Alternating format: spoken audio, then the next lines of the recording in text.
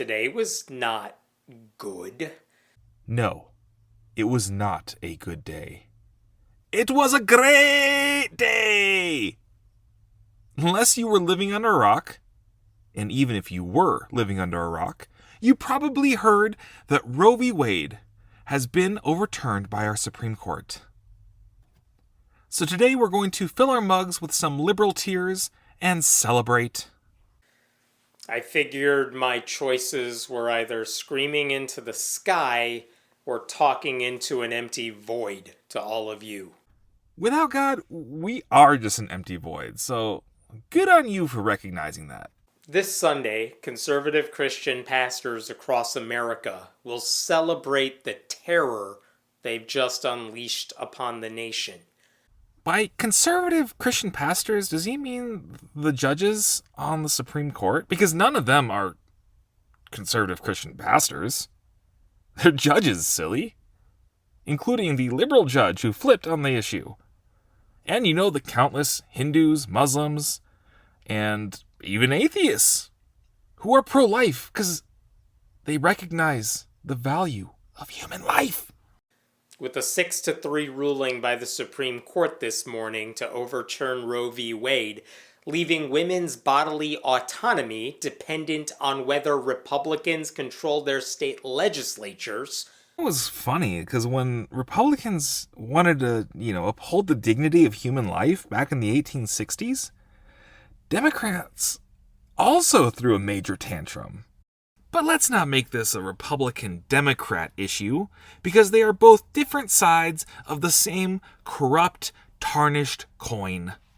White evangelicals and Catholics who are conservative and their allies. Whoa! Speak for yourself, you freaking racist. People across all ethnicities and nationalities, and even religious beliefs, can uphold the dignity of human life.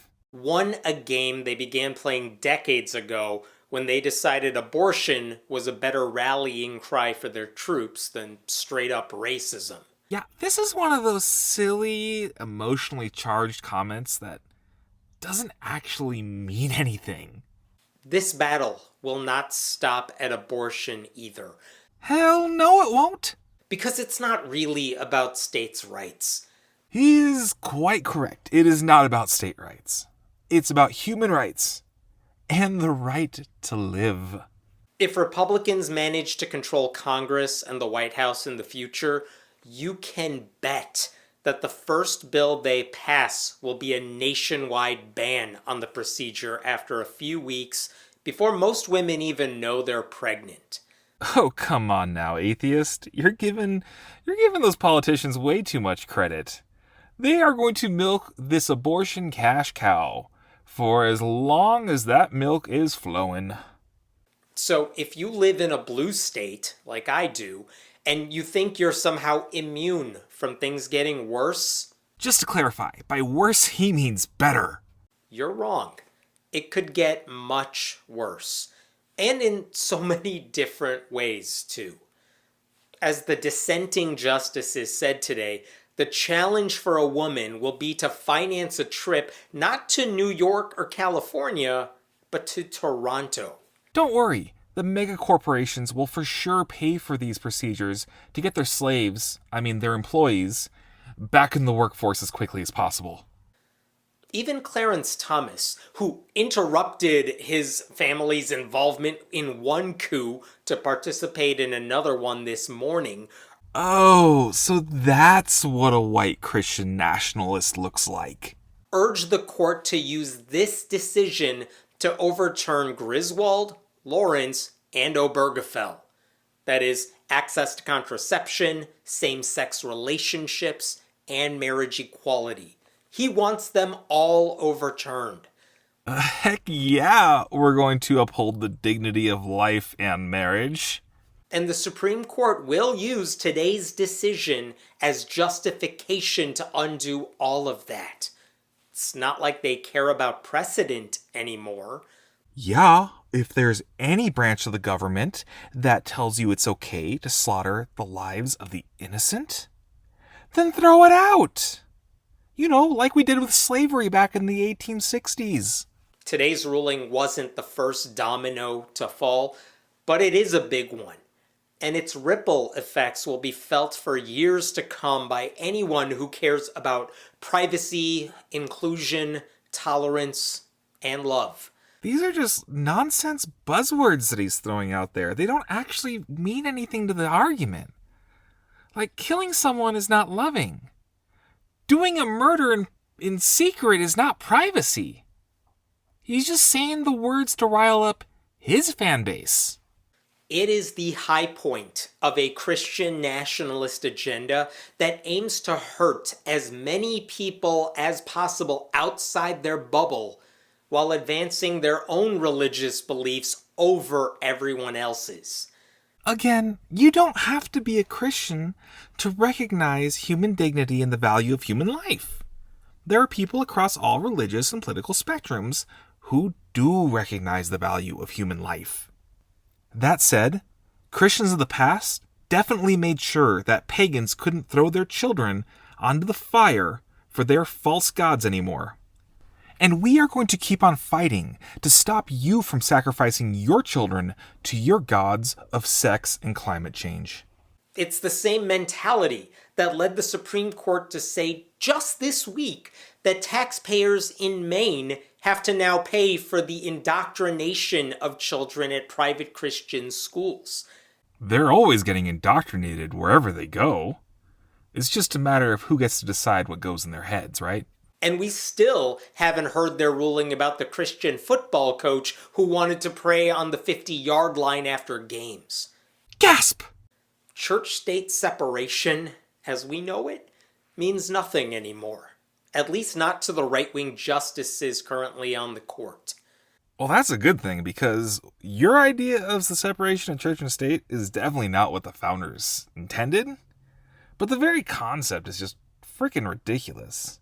Everyone's going to bring their presuppositions and their previous beliefs to their fashion of government. Like, when you have an atheist or a faux Catholic as president, they're not going to value human life. And they're going to enact laws to reflect that. So, for my government, I want a government that, upholds the dignity of human life and holds the sanctity of marriage and, isn't evil. White evangelicals, traded their supposed principles in 2016 for the possibility of this moment. They gave up their claim to a moral high ground by supporting Donald Trump. Yeah, the guy who said he opposed abortion from the outset and, economically gave us the lowest unemployment ever and gave us $1.75 gasoline. I miss him. I mean, no, he wasn't perfect, but I'd much rather be under a Tiberius Caesar than a Diocletian Caesar. And they got 3 Supreme Court justices in return.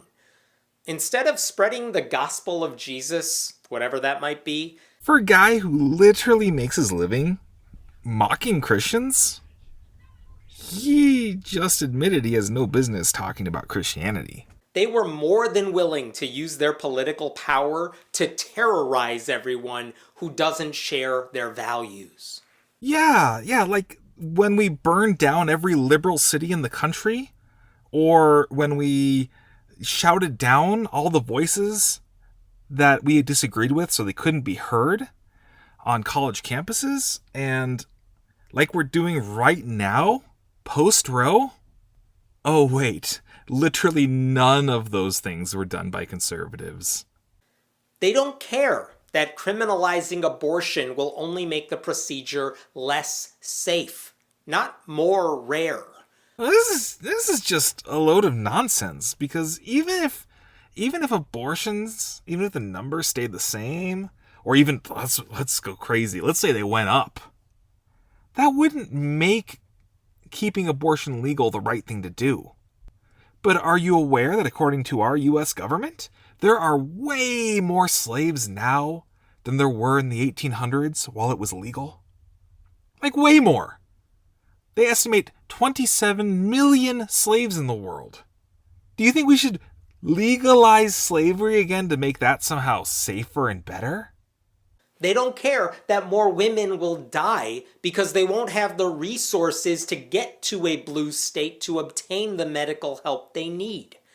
Right, because the abortionists aren't bragging about how they can just mail you a pill and they have to do these terrible back alley bloody abortions now, and not doing an abortion isn't even an option. And even better, not having intercourse to begin with, that's clearly not an option. So whatever shall these poor women do? They don't care that some of the fetuses cannot survive on their own, and that forcing women to give birth anyway will cause serious emotional and physical damage. You put me out in the middle of nowhere, and I'm gonna die pretty quick. And if you put like a 2-year-old kid in a house by himself, even with a closet full of food, odds are he's not gonna make it super long. Is viability really a standard that we should be using? And forcing women to have birth? What a freaking ridiculous way to articulate that. Does anyone force deer in the woods to give birth? Or fish? Or any other animal? No, somehow humans, despite being animals ourselves, right? We get some kind of special right to kill our offspring while they're in the womb. You know what humans can do that animals can't? Choose not to have sex in the first place. They don't care that today's ruling will disproportionately impact women of color and poor people, far more than the sort of people who typically attend their lily white megachurches. Yeah, come to my church here in the Southwest, look me in the eye, and say that again. And it's not like this decision will ever get in the way of their own families. Plenty of preachers' daughters will find ways to obtain an abortion if they need one. They've always been able to do that in secret because the anti-abortion rhetoric spewed from the pulpit has always outweighed the reality of the situation, which many pastors refuse to acknowledge. Yep, even preachers' daughters make sinful choices. Doesn't make it right, though. A 2015 survey from the Southern Baptist-affiliated Lifeway Research found that 7 in 10 women who have had an abortion identify as Christian. Catholics and evangelicals, 2 groups that actively oppose abortion rights, made up a substantial portion of that 70%, 27% and 16% respectively. This might come as a shock, but you don't need to pull out a survey to show that people across all denominations, beliefs, nationalities, they all make sinful, wrong choices. And some people make worse choices than others.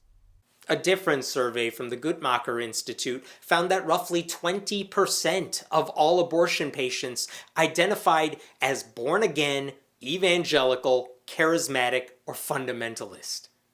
They're hypocrites, to put it bluntly. They oppose abortion until the moment they need one, and then they're right back to opposing it. And those are just the patients willing to be honest about their religious label. Hypocrisy has never been an obstacle for conservative Christians. Yes, hypocrisy does exist. Also, why should it be an obstacle?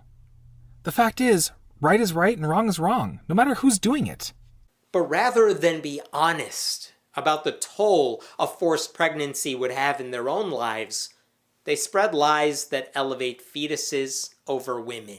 Yeah, I can't speak to those other people, but I can tell you that we here on this side, we are definitely all about supporting women, both before and after birth. Plus, we have the advantage of being able to define what a woman is.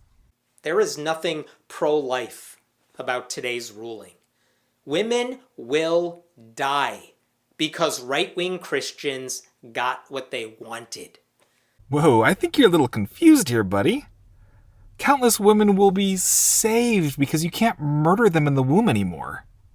The people celebrating the decision have no love for those who will ultimately be affected by it. They're never going to push for progressive policies to address the root causes that lead to unwanted pregnancies in the first place. No, we know exactly what the root cause is. It's the desire to put sexual gratification over self-control. They're not pushing for affordable and comprehensive health care, or universal pre-K, or a higher minimum wage. Hell, they're still on a high from yesterday's Supreme Court decision to eliminate sensible gun restrictions. Here he is trying to pretend like it's a matter of us not really caring about people, when the issue is that we disagree on the best way to take care of people. But let's set that aside for a moment. What does any of this have to do with whether or not it's right or wrong to murder innocent children in the womb? And while we're at it, so have all those claims that the US is embracing a version of Sharia law. Like, why bother bringing in an extreme version of Islam into a discussion of what radical Christians have done to this country? This isn't Sharia. Muslims are not the problem here. This is Christian nationalism. We live under conservative Christian rule. If only that was true. Bring back the papal states. I'm all about that. And what's the point of bringing up Sharia law? In a Sharia country, the crap that comes out of this guy's mouth would get him stoned or thrown off a building. No Christian is wanting that for him.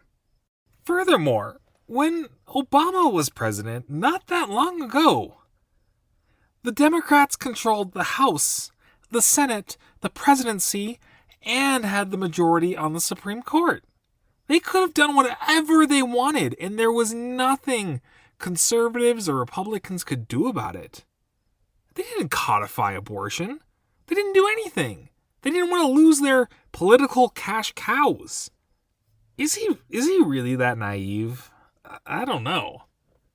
Roe was overturned by 5 Catholics and 1 Protestant, Neil Gorsuch, who was raised Catholic. Our laws are in the hands of a conservative religious Supreme Court majority. And for decades, it was in the hands of a liberal, God-hating majority.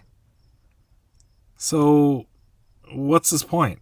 And that's before we look to Congress, which could tip to Republican control by the end of the year.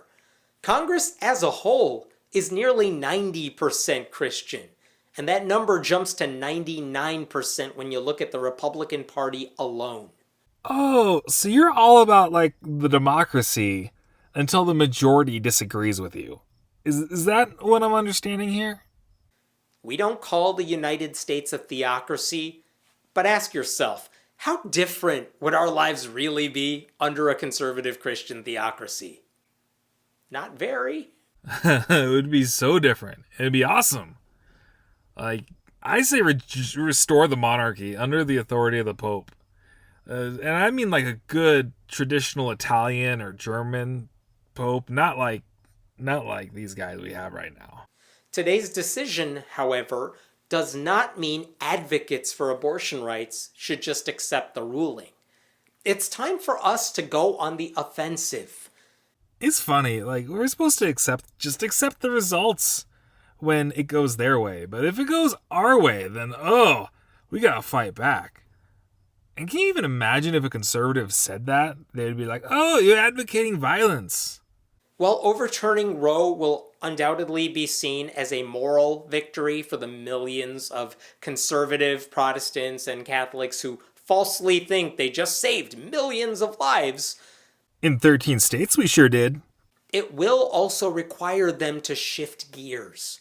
The dog finally caught the car it's been chasing this whole time. So what comes next? It's always been easy to express concern about the unborn because doing so requires no actual responsibility. Religious conservatives constantly talk about protecting fetuses, while mostly neglecting the people who suffer as a result of their broken theology. I'm a member of the biggest charity organization, not just in the world today, but in all of history.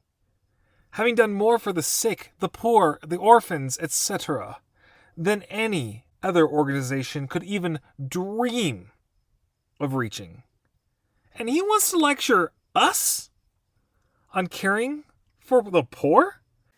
It's not just a talking point to say anti-abortion activists stop caring about those fetuses the moment they exit the womb. No, it's 100% nothing more than a talking point, because it doesn't mean anything. George Carlin was spot on when he summarized their position by saying, if you're pre-born, you're fine. If you're preschool, you're... Oh yes, comedians. They're the ones with the deep insights. But here's what I mean about going on the offensive. Instead of merely opposing abortion, conservatives will now have to defend the idea of forcing women to give birth in cases of rape and incest. Well, that's easy. When a crime's committed, you punish the perpetrator, not the victim. They will be forced to explain why women should endure the horrors of an ectopic pregnancy. Well, that needn't be a problem for us either. Because then it becomes a rescue operation. And you try to save both lives in any rescue operation. But if you can only save one life, you pick the life that you are most likely to save. That's not unreasonable. But we're no longer talking about abortion on demand or any of these other nonsense issues surrounding it. We are talking about an actual effort to save lives. It is a complete false equivalency. They will have to explain how they plan to care for the babies that will be born in the worst circumstances imaginable. That too is easy. Just get out of the church's way and let it do its thing. As a columnist for The New Yorker wrote in 2017, Republicans have been able to embrace anti-abortion absolutism while avoiding the political repercussions of putting this absolutism into practice. I'm going to repeat the point because it's worth repeating. He sounds like a Democrat when the slaves were freed. There are other short-term solutions to this crisis too. If this decision doesn't push sensible Americans to vote in overwhelming numbers for Democrats this November, nothing will. If Democrats retain a majority in the Senate and have the numbers to make Joe Manchin and Kyrsten Sinema irrelevant, they can eliminate the filibuster and expand the Supreme Court. In all seriousness, this is a terrible idea. And if Republicans had the majority and were saying this, I would say the same thing. It's a terrible idea. Because if you can pack the courts for yourself, then your political opponent can pack it for themselves. And if you get rid of the filibuster, when the Democrats are in the minority, how are they going to be able to push back against the majority? These are important tools. If a democracy is going to work at all, you need these checks and balances. They can codify abortion rights into law. You mean like they could have done in the 90s and the mid-2000s? It requires sensible religious people to get their family members and church colleagues to vote against Republican insanity. Again, you don't have to be religious, Republican, or even conservative to know that human life is precious and we should protect it. It requires Democrats to use this issue as a rallying cry for the midterms instead of singing God Bless America on the steps of the Capitol like they did this morning. Yeah, because issues like $5 a gallon gasoline and skyrocketing grocery prices and unemployment, those issues Democrats shouldn't worry about. Just, killing the children. Unless all that happens, a person's uterus is now at least partially controlled by a group of high-ranking white evangelicals and their allies, most of whom are male, most of whom don't give a damn about any part of a woman's body that exists outside the uterus. And now it's just getting repetitive. So what you need to do is like, share, subscribe, comment. If you didn't like it, give me a thumbs down. Just let me know why in the comments, and I'll tell you why you're wrong. Thank you to all my patrons. If you want to be part of this awesome team of patrons, just hit that link in the description and join us. Until next time, go to confession. And remember, go to Mass.